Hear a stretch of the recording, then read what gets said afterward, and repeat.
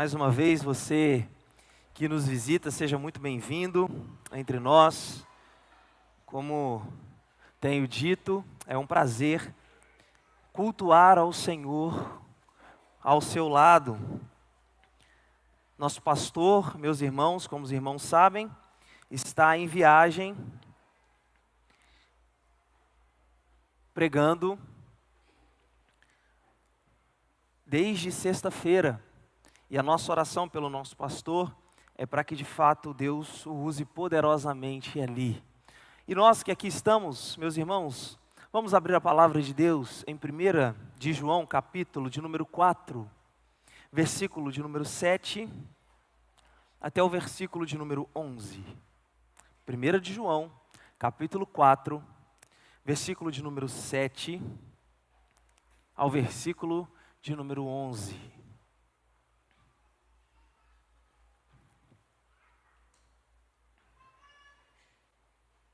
Você pode permanecer assentado como você está, mas com muita reverência diante da palavra deste Deus maravilhoso, esse Deus de amor que é o nosso Deus. Nos diz assim a Escritura: Amados, amemo-nos uns aos outros, porque o amor é de Deus.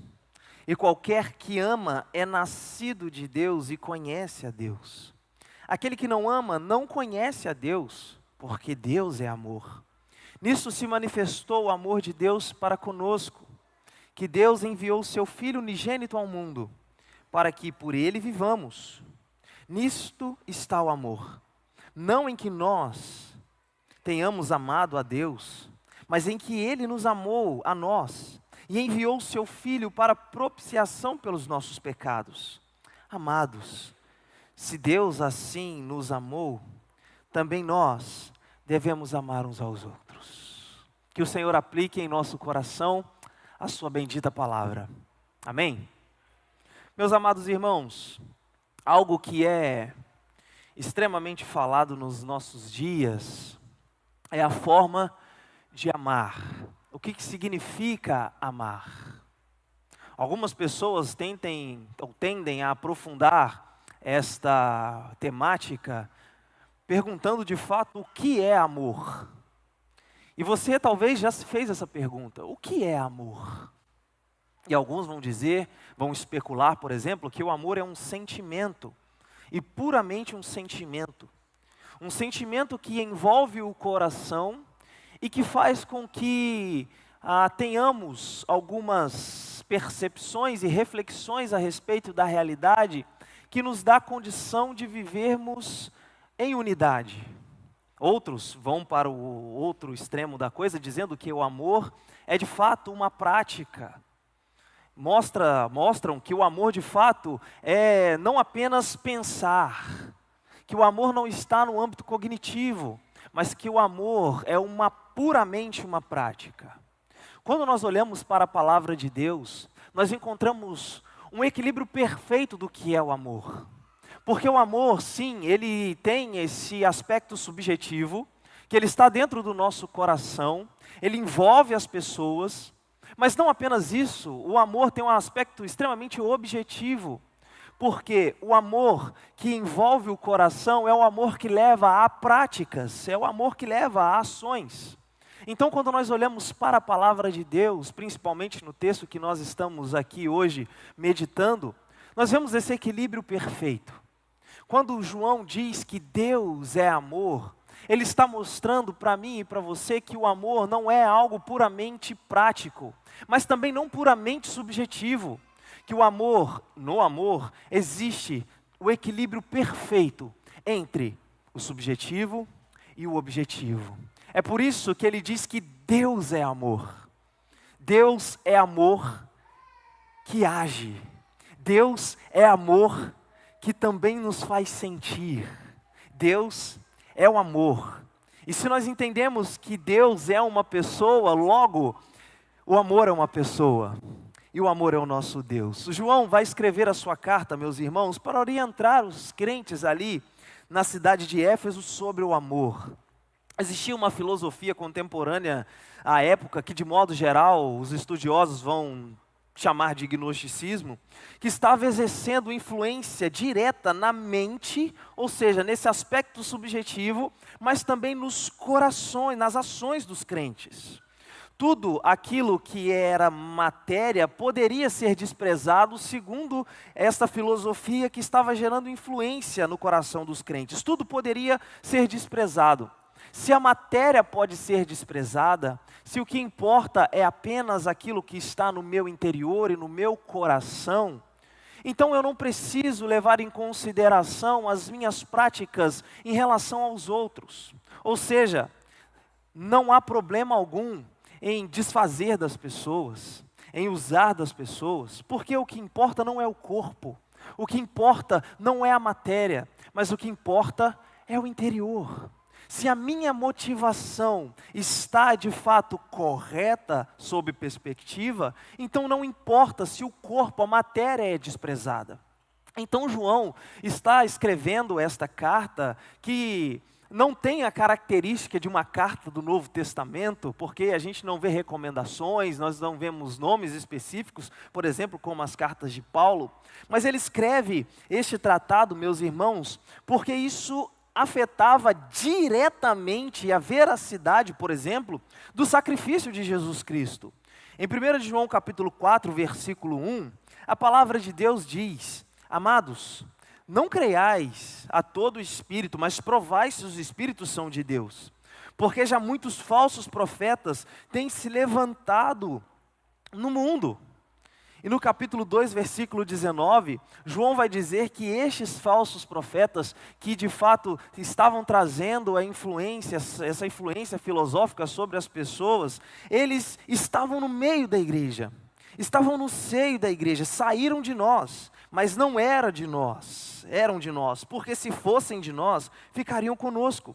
Mas isto é, para que se manifestasse que não são de todos nós. É importante os irmãos se lembrarem que o apóstolo Paulo, quando reuniu os presbíteros da igreja de Éfeso, lá em Atos capítulo 20, ele reúne os presbíteros, fala ali da sua passagem por aquela cidade, o seu empenho pelo ensino do evangelho, pela doutrina, mas ele também traz para aqueles irmãos ali em Éfeso algo muito interessante. Ele diz que quando ele fosse embora de Éfeso, em direção a Jerusalém, muitos falsos profetas se levantariam no meio da igreja.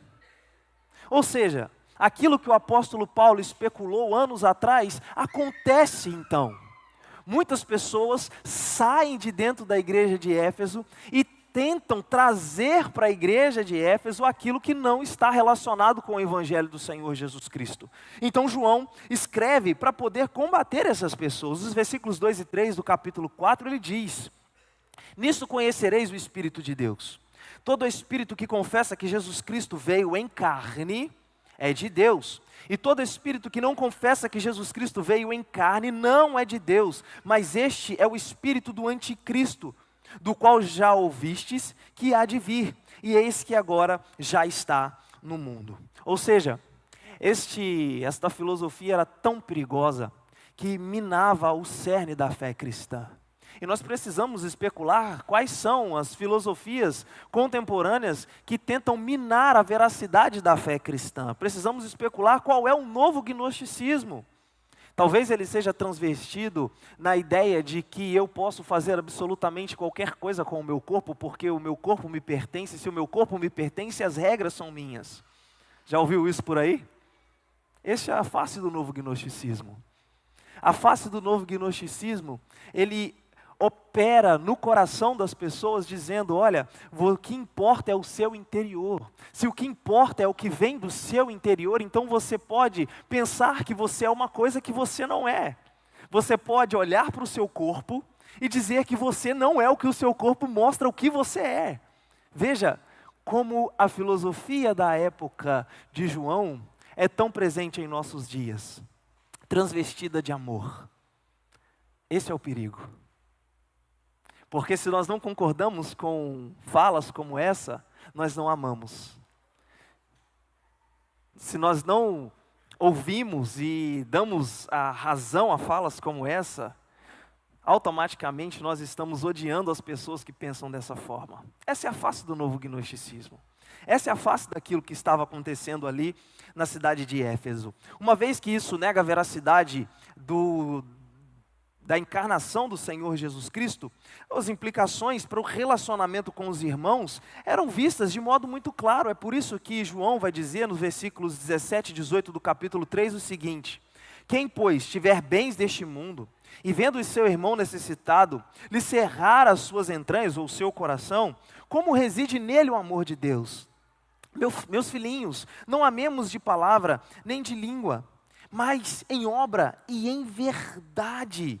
João está dizendo, meus irmãos, meus filhinhos, e aqui é um aspecto muito paterno de João, né? Meus filhinhos, se vocês se deixarem influenciar por essas filosofias que estão rondando a igreja, vocês olharão para as pessoas, irmãos seus que estão diante de vocês e não se preocuparão com esses irmãos. Na verdade, o oposto pode ser feito, vocês se aproveitarão desses irmãos. Meus amados, de modo muito intrínseco, João está fazendo com que os crentes se lembrassem do início da igreja. Quando o Espírito desce sobre os crentes. A palavra de Deus diz em Atos capítulo 2, que ali os irmãos estavam vivendo de modo tão espiritual, que quando um tinha uma necessidade, um grupo tinha uma necessidade, nós vimos que os irmãos vendiam as suas propriedades para que não faltasse absolutamente nada para aqueles que tinham necessidade. Então, João, de certa forma, está levando os crentes a pensarem o início da igreja. Como que isso veio como que o início da igreja veio se estabelecer. E o estabelecimento do início da igreja, de fato, foi com base no amor. É por isso que João entendia ser tão perigosa esta filosofia. É por isso que João desenvolve, então, aqui no capítulo 4, a sua tese e comprovada tese sobre o amor. Por isso, meus amados, quando nós olhamos para o capítulo 4, versículos 7 a 11, a primeira coisa que nós podemos aprender é que a prática do amor, não a prática unicamente teórica, e também não a prática unicamente que é desenvolvida em algumas ações, de um modo muito extremado, João vai dizer o seguinte, que amar os irmãos é a prova de uma verdadeira conversão. Quando ele diz no versículo 7, amados, amemo-nos uns aos outros, porque Deus é amor, e qualquer que ama é nascido de Deus, ele está demonstrando que o amor entre os irmãos precisa ter a sua base, a sua ênfase na conversão. Porque quando ele usa essa expressão, aquele que é nascido de Deus, João está mostrando para os crentes que aquele que ama é gerado de Deus. É aquele que nasce novamente. É por isso que é muito importante fazermos um paralelo aqui do Evangelho de João com a primeira carta de João. Lembra da conversa de Jesus com Nicodemos, que é relatada por João? É necessário nascer de novo. Por isso que João usa essa expressão, aquele que é nascido de Deus. Aquele que nasceu de novo, este tem um relacionamento profundo com Deus. Por isso que ele diz, conhece a Deus. E conhecer a Deus aqui traz uma ideia de um relacionamento íntimo, um relacionamento profundo, um relacionamento muito próximo, um relacionamento harmônico. Então, ele chama os irmãos a amarem, não de forma aleatória, não de forma dispensada, não, mas ele chama os irmãos a amarem de forma prática, intencional, visível, incondicional e também sacrificial. Porque, obviamente, a palavra que João usa aqui para amemo-nos tem o seu radical na palavra ágape. E você sabe que a palavra ágape ou agapau traz uma ideia de um amor profundo.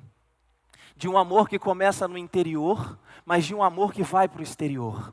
De um amor que está no coração, mas de um amor que atinge os pés e um amor que atinge as mãos.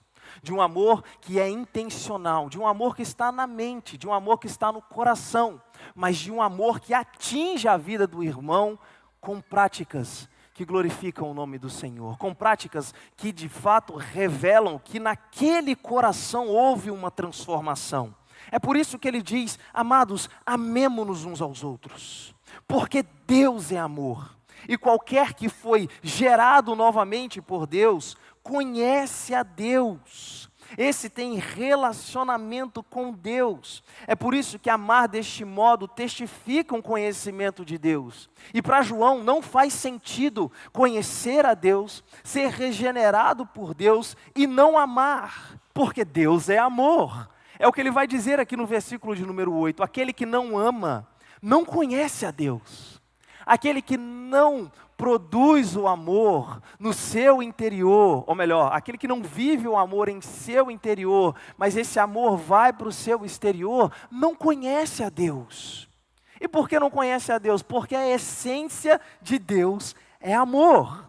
E se a essência de Deus é amor, e aquele que é nascido de Deus precisa demonstrar amor na qualidade que Deus demonstra amor. Capítulo 3, versículos 10 a 15, João vai dizer: nisso são manifestos os filhos de Deus e os filhos do diabo. Qualquer que não pratica a justiça, ou seja, qualquer que não obedece a Deus e não ama o seu irmão, não é de Deus. Versículo de número 11, capítulo 3. Porque esta é a mensagem que ouvistes desde o princípio, que amemo-nos uns aos outros. Não como Caim, que era do maligno e matou o seu irmão. E por que causa o matou? Porque as suas obras eram más e as do seu irmão eram justas. Meus irmãos, não vos maravilheis se o mundo vos odeia, porque nós sabemos que passamos da morte para a vida, porque amamos os irmãos. Quem não ama seu irmão, permanece na morte. Veja o versículo de número 15. Qualquer que odeia o seu irmão. É importante você se lembrar aqui agora do Sermão do Monte, onde Jesus Cristo diz que aquele que cultiva sentimentos ruins em relação ao seu irmão, já matou o seu irmão.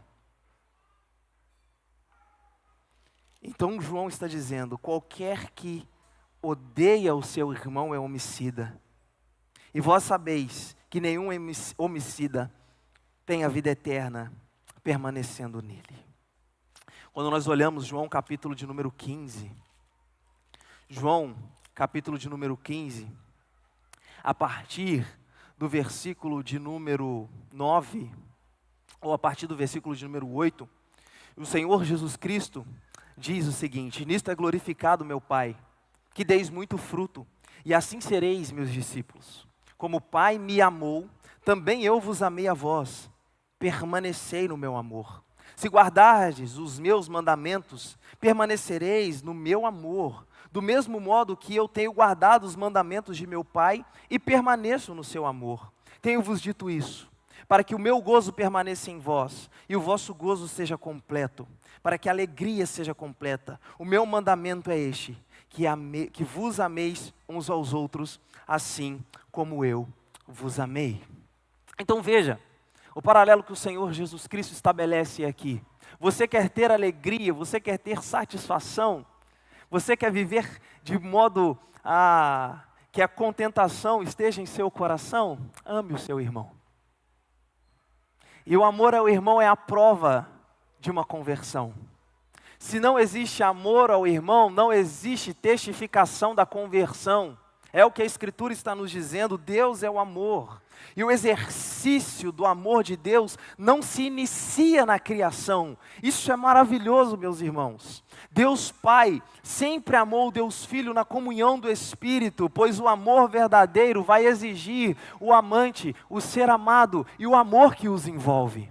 Logo, este amor que João está escrevendo e que Jesus diz para que amemos os nossos irmãos, é um amor estabelecido no Deus Trino desde a eternidade. E os irmãos sabem que este amor entre nós e Deus foi rompido por causa do pecado.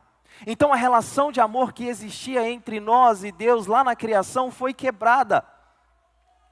Logo, em Cristo Jesus, e nós veremos isso, Deus restabelece este amor. Para quê? Ele estabelece o amor entre nós e Ele, para que isso seja manifestado entre mim e você. Para que eu e você, compreendendo o amor existente em Deus Pai, Filho e Espírito, e o Senhor Jesus Cristo, em João capítulo 17, versículo de número 24, testifica essas palavras dizendo que o Pai o amou antes da fundação do mundo. Logo, este amor, usando uma palavra mais técnica, essa pericorese, como os nossos pais gostavam de dizer, que é uma dança extremamente harmônica, onde ninguém pisa no pé de ninguém, é isso que os pais querem dizer, em que Pai, Filho e Espírito estavam envolvidos, este amor que Deus em Cristo manifesta, nos resgata, para que o nosso relacionamento com Ele seja um relacionamento de amor, e para que o meu relacionamento contigo também seja um relacionamento de amor. É por isso que João diz que Deus é amor. É por isso que não faz sentido para João dizer que é crente e não demonstrar amor, porque o amor, ele quebra o orgulho, o amor, ele quebra qualquer tipo de sentimento ou prática que esteja relacionada de modo ruim com o meu irmão.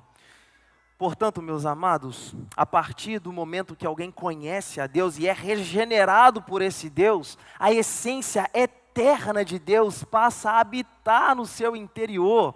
Assim ele começa a demonstrar a mesma qualidade do amor. É por isso que no versículo de número 13 do capítulo 4, João diz: nisto conhecemos que estamos nele e ele em nós, pois que nos deu o seu Espírito. Ou seja, o Espírito Santo vem sobre aquele que crê no Senhor Jesus Cristo. A essência pura de Deus, a essência gloriosa de Deus passa a habitar a vida daquele que crê. É por isso que lá em João capítulo 17, o Senhor Jesus Cristo diz: eu compartilhei a minha glória com eles, Pai.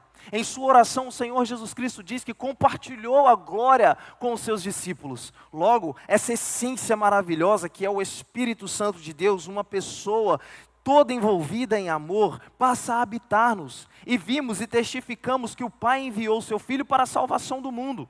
E qualquer que confessa que Jesus é o Filho de Deus, Deus está nele e ele em Deus. Essa expressão é muito significativa porque diz respeito àquilo que o apóstolo Paulo vai dizer: Cristo em nós, a esperança da glória. Se o amor perfeito habita em nós, nós podemos, como apenas um canal, não como produtores de amor, desenvolver um amor que seja na mesma qualidade com que o Pai nos amou. É por isso que agora cabe uma reflexão para cada um de nós. Como está o desenvolvimento do amor para com seu irmão? Porque isso vai testificar a minha e a sua conversão. Essa vai ser uma prova. O pai diz, ou melhor, o filho diz, que ele quer que demos frutos. E o fruto é o amor. Quando você lê João capítulo 15. Partindo desse pressuposto, meus irmãos, nós precisamos nos perguntar, não a prática do amor em si, mas a qualidade do amor que eu tenho desenvolvido. Porque eu posso simplesmente ter práticas que podem demonstrar que eu amo. Mas lembra que a gente não está aqui trabalhando um extremo, que é apenas a prática? Nós estamos trabalhando que isso vem do interior. Nós estamos trabalhando que existe um equilíbrio. Ou seja, a motivação, aquilo que está no coração. É por isso que a gente se pergunta qual é a qualidade do nosso amor. Eu posso simplesmente buscar o filho de um irmão na escola, porque ele me pediu. Isso é uma prática de amor, sim ou não? Sim. Mas enquanto eu vou buscar ele na escola, porque ele me pediu, porque se ele não tivesse me pedido eu não ia, eu poderia simplesmente pensar assim, não, mas é chato também, hein? Percebe? Que a prática do amor tem a ver com a qualidade do amor.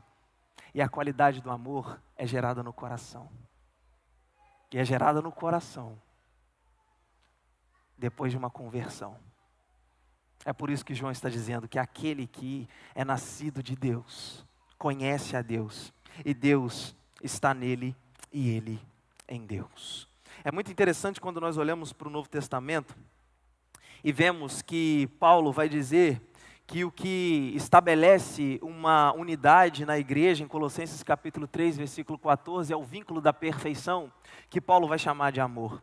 Em 1 Coríntios capítulo 13, Paulo vai dar uma série de adjetivos para o amor, que no contexto em que ele escreve, diz respeito à prática que os irmãos precisavam ter uns com os outros. No versículo de número 4, Paulo vai dizer que o amor é sofredor, é benigno, não é invejoso.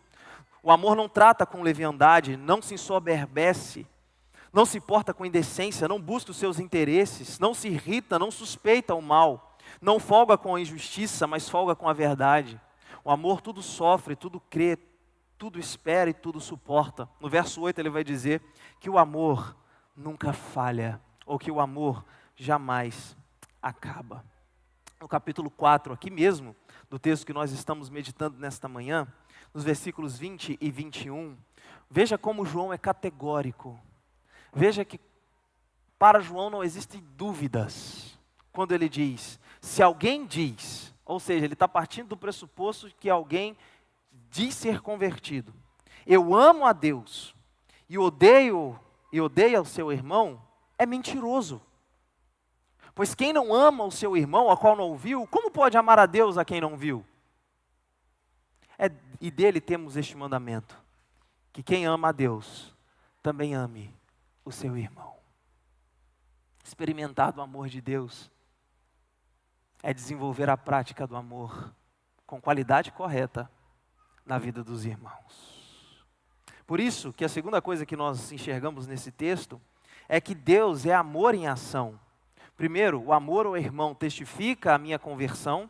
E segundo, Deus é amor em ação. O amor de Deus contempla um aspecto transcendente. Sim, Deus é um amor eterno, como nós já trabalhamos, mas Deus também mostra-se muito perto com este amor. Deus é um amor imanente.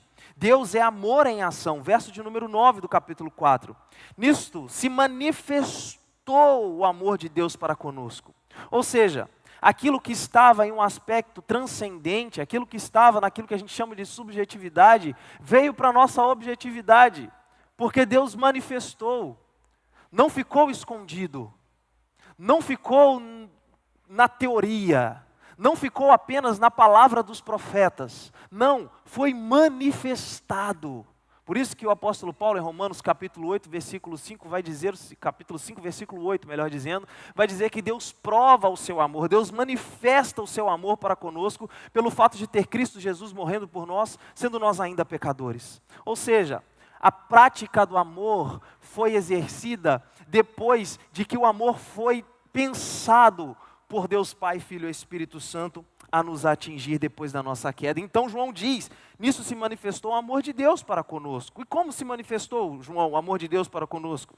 Deus enviou o seu Filho unigênito ao mundo, para que por meio dele vivamos. Porque Deus amou o mundo, de tal maneira que deu o seu Filho unigênito, para que todo aquele que nele crê, não pereça, mas tenha a vida eterna. Então veja, como João estabelece um equilíbrio perfeito em relação a Deus ser amor. E essa demonstração do amor de Deus contempla então aspectos materiais e imateriais. Ele salva a nossa alma da perdição eterna.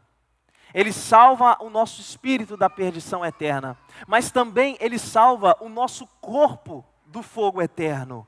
Ele salva a nossa carne do fogo eterno. Isso tem implicações práticas para cada um de nós. Se Deus salvasse apenas o nosso espírito e não o nosso corpo, é por isso que nós receberemos um corpo glorificado.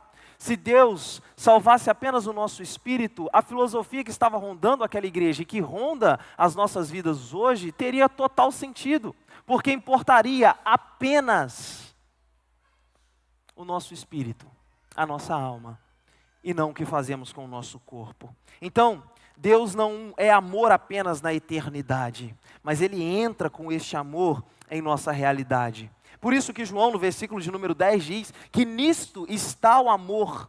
Não que nós tenhamos amado a Deus, mas em que Ele nos amou a nós e enviou o Seu Filho como propiciação pelos nossos pecados. É a segunda vez que João fala a respeito disso em sua carta. Quando nós olhamos no capítulo de número 1, nós vemos que Deus enviou, capítulo de número 2, versículo de número 2, ele diz que ele, Jesus Cristo, é a propiciação pelos nossos pecados, e não somente pelos nossos, mas também pelos de todo o mundo. Ou seja, o amor de Deus é extremamente abrangente, o amor de Deus é grande, o amor de Deus ele é majestoso, glorioso e atinge todas as pessoas que confessam o nome de Jesus como seu Salvador. Então este amor que veio da eternidade atinge a nossa realidade e muda totalmente a nossa condição. Muda o nosso coração, muda as nossas práticas, muda a nossa percepção, muda tudo. Muda absolutamente tudo. Isso implica, meus amados irmãos, que o amor não deve ser algo unicamente interior, mas exterior também. Eu quero novamente ler aquilo que está no capítulo de número 3, versículo 18. Meus filhinhos, não amemos de palavra nem de língua, mas em obra e em verdade. O amor, ele vem do interior e atinge o exterior. Ou seja, eu não posso apenas falar que amo, eu preciso demonstrar este amor como Deus demonstrou amor. É por isso que ele estabelece aqui a mesma qualidade de amor, e o verso 11 confirma isso para nós. Amados, se Deus assim nos amou, também nós devemos amar uns aos outros. Isso faz coro com o que Paulo diz em Colossenses capítulo 3, a partir do verso 16. Quando Paulo fala a respeito de relacionamentos, ele diz que o amor é o vínculo da perfeição, como nós já especulamos aqui, mas ele trata de algo muito profundo. Ele diz, se Deus assim os perdoou, perdoai também. E a pergunta clara que nós fazemos para esse texto é, como Deus nos perdoou? E a pergunta clara que nós fazemos para o verso 11 é, como Deus nos amou? E os versos 9 e 10 já responderam isso para nós. Deus nos amou se entregando por nós. Deus não viu condições para amar-nos. É por isso que o salmista vai dizer, Senhor, se o Senhor olhasse para as nossas transgressões, quem subsistiria? Ninguém. Então existe incondicionalidade no amor. Existe intencionalidade no amor. Existe um desenvolvimento muito prático no que diz respeito ao amor. E nós nos perguntamos se de fato nós temos demonstrado esse amor aos nossos irmãos. Versículo 17 ele diz, versículo 16, e nós conhecemos e cremos no amor que Deus nos tem. Deus é amor, e quem está no amor está em Deus, e Deus está nele. Nisto é perfeito o amor para conosco, para que no dia do juízo tenhamos confiança, porque qual ele é, somos nós também neste mundo. Uou, isso é tremendo. O apóstolo João está dizendo, depois do resgate, na manifestação do amor de Deus, nós podemos compartilhar do mesmo amor que a Trindade compartilha, porque da mesma forma que ele é, nós o somos neste mundo. Da mesma forma que ele é, nós o somos neste mundo. Da mesma forma que a Trindade estabelece uma pericorese maravilhosa em amor, nós podemos também desenvolver a mesma pericorese em amor. Como eu disse, pericorese é aquela dança perfeita em que não há ninguém pisando no pé de ninguém. Aplique isso à nossa condição e nós veremos que a dança que nós vamos estabelecer para nós será uma dança mais leve, será uma dança que nós poderemos descansar. Será uma dança que nós poderemos, de fato, olhar para o irmão e quando ele pisar, a gente entender, poxa, meu irmão, eu sei que foi sem querer, porque eu sei que você luta com a carne assim como eu luto também. Isso desenvolve uma visão de mundo extremamente enriquecedora para cada um de nós, meus irmãos. É por isso que eu gostaria de finalizar aplicando essas verdades ao nosso coração neste momento. E a primeira delas é, a veracidade na nossa conversão pode ser medida pela qualidade do amor que demonstramos ao nosso irmão. Você pode medir a qualidade da sua conversão através do amor que você demonstra para o seu irmão. Como tem sido a demonstração desse amor? Condicional? Deus nos amou de modo incondicional. Tem sido limitada por algumas questões? Deus não viu questões para nos amar. Lembre-se, a motivação não está em você ou em mim, a motivação está no Deus Todo-Poderoso. Não parte de mim, não parte de você, parte de Deus. É Ele que, habitando em nós, nos dá a condição de amar. É por isso que nós nos perguntamos se Deus está em nós. É por isso que nós nos perguntamos se a demonstração do amor tem sido da mesma forma que Deus nos amou. É por isso que a gente reflete a respeito disso. Isso pode ser implicado não apenas para os nossos relacionamentos dentro da igreja. Isso pode trazer também os nossos relacionamentos na questão da família. Como um adolescente ama o seu irmão. Como um marido ama a sua esposa. Como um pai ama um filho. Como uma mãe ama um filho. Isso pode ser demonstrado, sim, isso pode testificar a qualidade da nossa conversão no que diz respeito à prática, não só com os nossos irmãos, mas todos aqueles que estão ao nosso redor. Como eu entendo que é o desenvolvimento do amor para o meu amigo que não é crente, por exemplo? Não, eu vou concordar com ele porque eu estou demonstrando amor por ele, mas aquilo que ele está falando não tem nada a ver com aquilo que Deus pensa. Aquilo que ele pensa não tem nada a ver com o que Deus pensa. Aquilo que ele faz não tem nada a ver com aquilo que Deus faz. Veja que o amor pode ser implicado em vários âmbitos da nossa vida. E isso vai demonstrar de fato a qualidade da nossa conversão. Em segundo lugar, Deus manifestou publicamente o seu amor. E isso transforma o nosso interior, e isso precisa ser visto em nosso exterior. O apóstolo Paulo, escrevendo aos Colossenses, vai dizer que Deus expôs publicamente, na cruz, em Cristo, os principados e as potestades. Ou seja, o sacrifício de Jesus foi público. Então eu não posso ser um crente 007. Os meninos não sabem o que é isso, mais novo. Sabe quem é o 007, Vitor? Tá vendo? Era um espião, que ninguém sabia quem ele era. Não posso. Se Jesus morreu de modo público, eu não posso pensar que meu amor deve ser vivido de modo privado. A cruz foi pública.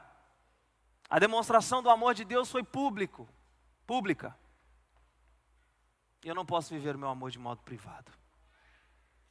Em último lugar, reflita a respeito da sua conversão, assim como eu fiz também. Isso lhe dará condições de demonstrar maior amor por seu irmão. Por isso, meus amados, que nós precisamos de fato dar ouvidos à palavra de Deus, olhar para a Escritura e pedir a Deus que no poder do Espírito que habita em nós, Ele possa moldar a beleza, a grandeza dEle mesmo em nossas vidas, para que sejamos mais parecidos com Ele em cada pensamento, em cada sentimento e em cada ação. Que Deus, pois, nos abençoe.